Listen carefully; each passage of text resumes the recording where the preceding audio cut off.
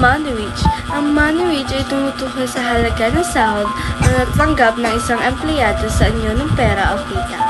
Ito ay ang literal na halaga ng sahod na ibinibigay sa isang empleyado para sa kanyang mga serbisyo o trabaho.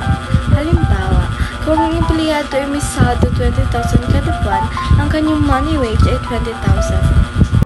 Real wage. Ang real wage ay tumutukoy sa halaga ng sahod na natatanggap ng isang empleyado sa mga termino ng mga kalakal at serbisyo na maaaring bilhin gamit ang sahod na iyon.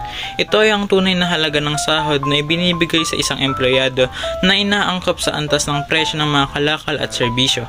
Halimbawa, kung ang isang empleyado ay may sahod na 20,000 kada buwan, pero ang presyo ng mga kalakal at serbisyo ay tumaas ng 10%, ang kanyang real wage ay mababa sa 18,000 kada buwan. Ang strike ay isang uri ng protesta o demonstrasyon, kung saan ang mga manggagawa o empleyado ay tumitigil sa kanilang trabaho upang ipakita ang kanilang pagtutol sa isang particular na issue o polisya ng kanilang employer. Ang layunin ng strike ay makamit ang mga demanda ng mga manggagawa tulad ng pagtaas ng sahod, pagbuti ng kondisyon ng trabaho o pagresolba ng iba pang issue. Picketing. Ang picketing ay isang uri ng protesta o demonstrasyon kung saan ang mga miyembro ng isang labor union o grupo ng mga manggagawa ay nagkakaisa at nagpapakita ng kanilang pagtutol sa isang partikular na issue o polisya sa harap ng isang gusali, pabrika o iba pang lugar ng trabaho. Union. Ang union ay isang samahan ng mga empleyado o manggagawa na nagkakaisa upang i-promote at ipagtanggol ang kanilang karapatan at interes sa lugar ng trabaho.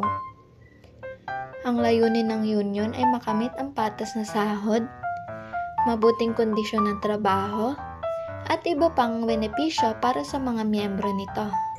Collective Bargaining Agreement.